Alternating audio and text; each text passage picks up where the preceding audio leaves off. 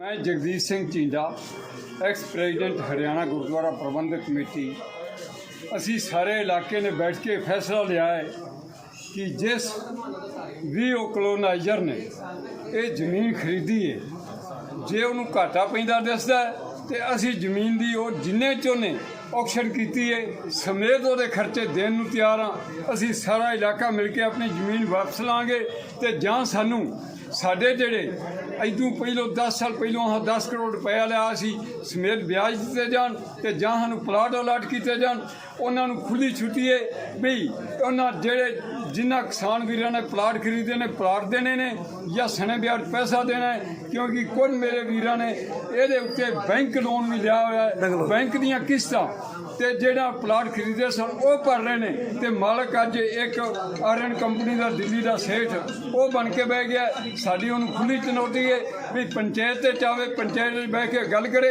यार साथों जमीन के पैसे ले ले तो जां दे दे। जिंडा साहब इतने बड़े बड़े घोटाले हो रहे हैं हरियाणा, आप लोगों ने प्लाट लिए हैं?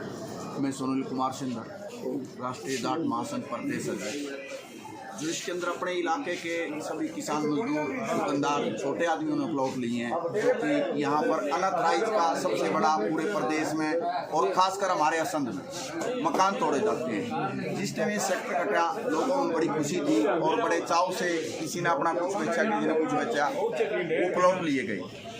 उसके अंदर कुछ पैसे किसी ने कैश भी दिए, किसी ने बैंक के जरिए दिए, किसी ने लोन करवा के दिए। आज भी उनकी किस्तें उनके बैंक के खाते से कट रही हैं और बैंक उनको बार बार नोटिस दे रहा है भाई शिकायत किसान की किस्त नहीं पहुंच पाई, भाई आप किस्तें भरो।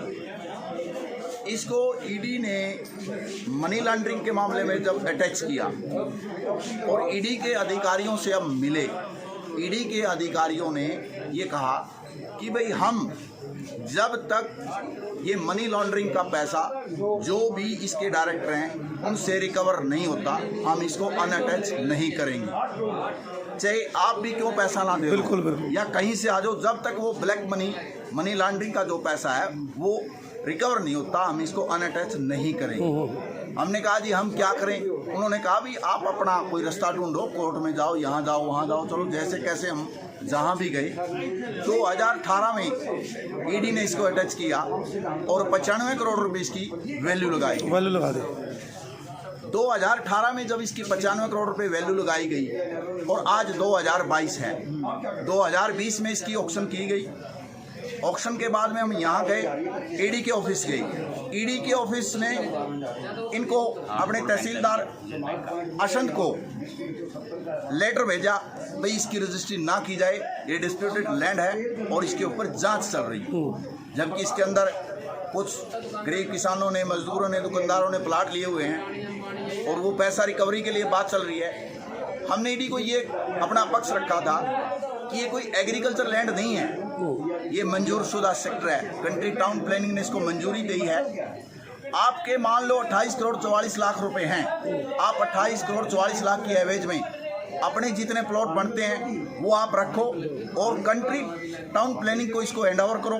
कंट्री टाउन प्लानिंग हमारे प्लॉट दे जितने भी यहाँ पर जिसने प्लॉट लिए हैं। लेकिन उसके मामले में हमारी ईडी ने कोई लंबी चौड़ी सुनी नहीं। जो उन्होंने करना था उन्होंने लेटर दे दिया, ये उनका धन्यवाद उन्होंने किया।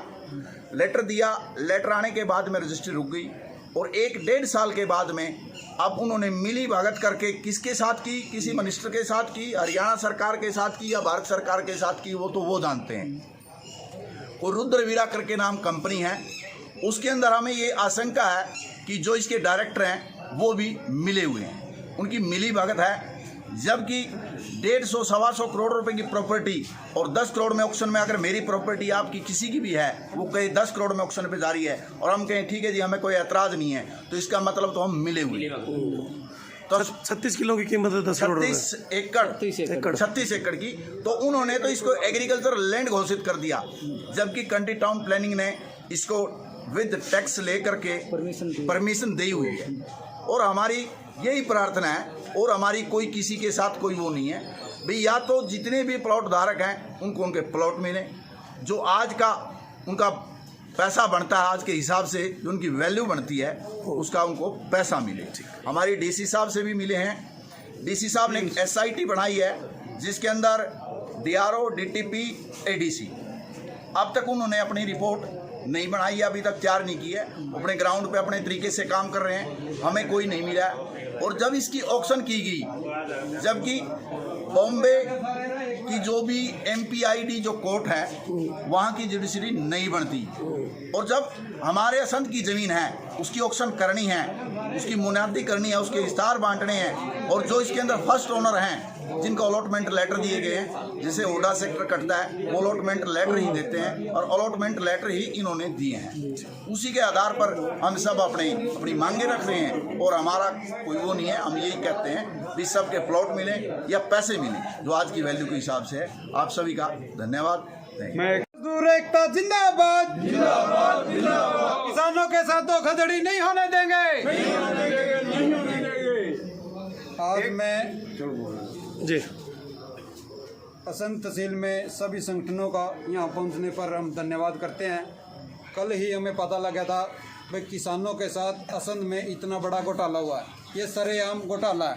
देखियो, किसी ने अपना कुछ बेचा है, किसी ने कुछ बेचा है, इस करके भाई थोड़ा बहुत यहाँ प्लाट ले लेंगे, सस्ते मिल जाएंगे, बाद में महंगे हो जाएंगे तो हमारा गुजारा चलता रहेगा। लेकिन इन्होंने अभी पता लगा भाई सरकार कह रही है आपने जो प्लाट खरीदे थे आप तो घर चले जाओ, आपको कुछ नहीं मिलेगा, हम दूसरी कंपनी को बेच रहे हैं, उससे पहले पैसे लेंगे। ये तो सरेआम धोखाधड़ी है। धोखाधड़ी के ये तो गुंडा राज आ गया। ये पहले कहते थे नहीं ये सरकार अच्छे दिन आएंगे, अब आए अच्छे दिन। तो छत्रपाल, वो दूसरी कंपनी कौन है इसने दूसरी कंपनी तो ये सरकार की तो ईडी है। ईडी बेच रही है रुद्रा को। सरकार जानबूझ के नहीं, ये जो इलाका था, ये जो प्लॉट लिए थे, जो ये कितनी जमीन ली थी, जमीन की सारी जोन के अंदर थी ना, वो तो प्राइम जोन के अंदर है जी जमीन।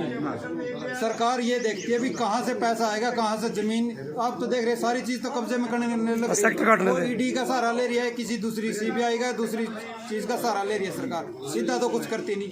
अब इन्होंने ईडी का सहारा लिया, किसी दूसरी कंपनी को बेचने जा रही है। और जो किसानों ने अपना घर बार बेचा है, जो जमीन बेची है, कुछ भी बेचा है, उस जमीन को खरीदा है, वो बताओ कहाँ जाएंगे? वो तो ऐसे सारे फांसी लेके मरेंगे या गोली खा के मरेंगे। उन्हें तो मरने के सिवाय और कितने एकड़ सारी 36 एकड़ जमीन है जी। 80-90 किसानों ने जमीन को लिया, प्लाट लिए हैं। प्लाट तो इसलिए लिए थे भैया घर बनाएंगे, अपने घर बनाएंगे, बच्चे पढ़ाएंगे, घर बनाएंगे, बच्चे पढ़ाएंगे। लेकिन ये सरकार जानबूझ के, आप देख रहे हो कितने दिन से तंग कर रही है। किसी दूसरी कंपनी को बिठा लिया और इनको कह दिया भाई आप तो घर जाओ, आपको कुछ नहीं मिलेगा। कम से कम इनका जो वाजिब पैसा लगा है वो तो दिलाओ इनको। हमारी तो यही मांग है। आज मीडिया के माध्यम से मैं DC साहब को भी और असंध SDM को हम चेतावनी देना चाहते हैं, या तो आज जो रजिस्ट्री होनी है उसको रोक दे, नहीं यहाँ स्थायी रूप से असंध में धरना चलेगा। अच्छा, उसकी रजिस्ट्री होनी है। अच्छा, आज उसकी रजिस्ट्री होनी है। और तहसीलदार बार कह रहा है, क्योंकि इसमें तहसीलदार भी पैसा खाया है, SDM साहब ने भी पैसा खाया, मोटा पैसा खाया बड़े बड़े अधिकारियों ने। इतना जो 100 करोड़ की जमीन है, 125 करोड़ की जमीन है, 10 करोड़ में बिक रही है, तो कम से कम तहसीलदार को भी 1 करोड़ तो जरूर मिलेगा मेरे। ठीक है। और किसानों ने पता किया, जिन्होंने प्लाट लिया पता किया, उन्होंने क्या, उनको क्या कहा? ये तो बेचारे कहीं जा रहे हैं, दफ्तर में धक्के खा रहे हैं। इनको तो कह रहे हैं आपको कुछ नहीं मिलेगा। DC साहब ने भी कुछ कल जवाब नहीं दिया। इनको पैसा भी मिले तो वो पैसा मिले ना जो आज कीमत है। हाँ, जो आज कीमत है और जो इनका पैसा लगा है, ये तो कह रहे अभी हमारा कम से कम जो वाजिब पैसा बनता है वो तो दे दो। इनको तो कह रहे आपको कुछ नहीं मिलेगा, आप घर चले जाओ। अच्छा, आप घर चले जाओ। 10 करोड़ कोई कॉन्ट्रैक्ट तो हुआ होगा, उसमें बताया गया होगा कोई ना कोई। सरकार तो आप देख रहे कॉन्ट्रैक्ट एग्रीमेंट हो, लिखित रूप में कोई तो एग्रीमेंट होगा ना प्लॉट लेने। लिखित रूप में इन्होंने केस भी करेगा, 41 कोर्ट में केस भी है। यदि उसका इसका निपटारा तो होने दे। लेकिन सरकार को जल्दी है जमीनें बेचने की, जहाँ से भी जो कुछ मिलता है इनको ये भी बेच के पैसा इकट्ठा करो। सरकार की सीधी नहीं है। रजिस्ट्री होती है तो क्या करेंगे? शासन नहीं सुना था तो किसान यूनियन स्थायी रूप से धरना चालू करेंगे। हरियाणा के सभी संगठनों को, किसानों को यहाँ बुलाकर एक बड़ा आंदोलन खड़ा उसी जमीन पर, उस जमीन पे हम कब्जा नहीं होने देंगे। सीधी चेतावनी है हमारी, उस जमीन पे किसी को पाँव नहीं रखने देंगे। जिनका वाजिब पैसा लगा उनको पैसा दो, कम से कम उनको पैसा तो मिलो, वो तो संतुष्ट हो। उसके बाद चाहे किसी को बेचो, हमें क्या एतराज है? हमारी तो ये मांग है। अंकल जी ਆਉਣ ਵਾਲੇ ਕਿਸੇ ਤਰ੍ਹਾਂ ਦੀ ਵੀ ਕੋਈ ਵੀ ਉਹ ਜ਼ਮੀਨ ਦੇ ਉੱਤੇ ਕੋਈ ਤਹਿਸੀਲਦਾਰ ਅਗਰ ਰਜਿਸਟਰੀ ਕਰਦਾ ਹੈ ਤੇ ਬਿਲਕੁਲ ਕੀਤੀ ਨਹੀਂ ਜਾਣ ਦਿਆਂਗੇ। ਅੱਜ ਅਸੀਂ ਗਿਆਪਨ ਦੇਣ ਵਾਸਤੇ ਐਸਡੀਐਮ ਸਾਹਿਬ ਦੇ ਕੋਲ ਆਏ ਹਾਂ। ਐਸਡੀਐਮ ਸਾਹਿਬ ਦਿਖਾ ਰਹੇ ਥੇ ਮੌਕੇ ਤੇ ਨਹੀਂ ਹਨ, ਪਰ ਤਹਿਸੀਲਦਾਰ ਸਾਹਿਬ ਆਏ ਸਨ। ਤਹਿਸੀਲਦਾਰ ਸਾਹਿਬ ਨੂੰ ਐਸਡੀਐਮ ਸਾਹਿਬ ਵੀ ਇੱਥੋਂ ਚਲੇ ਗਏ ਨੇ, ਹਲੇ ਇਹਨਾਂ ਵੇਖ ਕੇ ਐਸਡੀਐਮ ਚਲੇ ਗਏ ਨੇ, ਇੱਥੇ ਨਹੀਂ ਹੈਗੇ ਆ ਤੇ ਉਹ ਜਾਣ ਕੇ ਚਲੇ ਗਏ ਨੇ, ਇੱਥੇ ਨਹੀਂ ਹੈ। पर वो तहसीलदार भी कहते हैं तहसीलदार साहब की उठ के ड्यूटी ला के कहते हैं होई है गल कहते तहसीलदार साहब ड्यूटी लाई है और वो तहसीलदार साहब ने गल कह दी है कि तुम अज तो बाद कोई रजिस्ट्री नहीं करनी। अगर तहसीलदार साहब रजिस्ट्री करता है इसे ही जगह उत्ते धरना दिता जाएगा।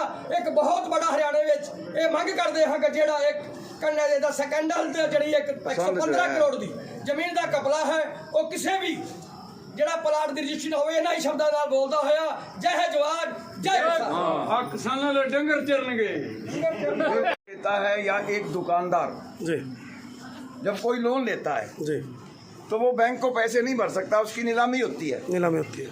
तो नीलामी का ढोल बजाया जाता है, इश्तिहार चस्पा किए जाते हैं कि ये आदमी इसने इतना लोन देना था, इतना ये करना था और इसने ये लोन नहीं भरा, इसकी 3 किले जमीन, इसकी 4 किले जमीन नीलाम की जाती है। रत्तक में, खंडा खेड़ी में, असंध में नीलाम की जाएगी। तो उसका चारों तरफ भोंपू बजाया जाता है। तो इसको नीलाम करने के लिए भोंपू क्यों नहीं बजाया गया, इश्तिहार क्यों नहीं बांटे गए, अखबार में बात क्यों नहीं दी गई? क्या असंध के लोग जो इतने, हमारा जो भाईचारा है वो इतना अमीर है, वो भी खरीद सकता है इसको, उनको खरीदने का मौका क्यों नहीं दिया गया? जलाला गांव में भी कोई वो नहीं करा था, उसमें भी अंडरग्राउंड ही खरीदी थी। हाँ। जलाला में भी। हाँ बिल्कुल, ये जो अंडरग्राउंड काम किया गया है हम उसकी निखेधी करते हैं, बदसरना करते हैं। ये साजिश किसकी मानते हो आप? प्राइम जोन की मानते हो, बिल्कुल। ईडी की मानते हो या सरकार की मानते हो? सरकार की, बिल्कुल सरकार की, मिली बात करके जो इसमें बीच में हैं जो लोग, उन्होंने जैसे हमारी एक जमीन 40 लाख का किला बिकता है, हम 21 लाख नकद लेते हैं और 19 लाख बाई चेक लेते हैं। के लिए गया जो सीएम विंडो के बैठा, मैं 11 बजे लेके बैठा, 10 मिनट में करेंगे, 10 मिनट में करेंगे। उसने जिस टाइम मैं गर्म हो गया, नहीं मैं तू करे या ना करे, नहीं करता तो मेरे को लिख के दे, मैं करनाल कराता हूँ। जाके उसने 3:45 बजे सीएम विंडो में एप्लीकेशन लगाई है। ये हालात हैं यहाँ के संद के। जिस तरह से आज कह रहे अभी रजिस्ट्री हो रही है, आप एसडीएम से मिले हो, डीसी साहब से भी मिले हो, कोई आश्वासन? नहीं, कोई आश्वासन नहीं। करेंगे यहाँ सारे देख के 9 में कटा था जी, 14 में जाके बंद हो गया। ईडी का इसके अंदर 12 में छापा पड़ा था, जो मतलब 24 घंटे इसकी इंक्वायरी चलती रही थी। ईडी सभी रिकॉर्ड जो कई साथी कहते हैं नहीं भी ईडी ने नहीं अटैच किए, सभी मैंने, मेरा 24 घंटे का वहाँ रहना और आना जाना था दफ्तर में, दोनों में भी, असंध भी और करनाल भी। वो कहने लगे भी, मैंने कहा भी ये ईडी का अटैच हो गई है तो क्या करें इसके लिए? वो कहने लगे आपने राजीव अग्रवाल, सोन गुप्ता, अनिल गुप्ता, सोन राणा, तीनों कहने लगे आपको कहीं जाने की ज़रूरत नहीं है, आपका 1 नंबर में पैसा, आपका एक पैसा मिलेगा और ईडी के माध्यम मिलेगा। हमारे को धोखे में रख के सभी को किया गया है। ईडी ने वहाँ अटैच कुछ नहीं किया, सब मिली भगत से सब कुछ काम हुआ है। मिली भगत। कितने पैसे दिए थे इसमें एक प्लॉट के? 21 लाख है। 21 लाख वो किस्तों में किए थे, वो एक साथ किस्तों में किस्तों सारा संघ का 10 करोड़ रुपया है, पूरे असंध का। पूरे संघ का।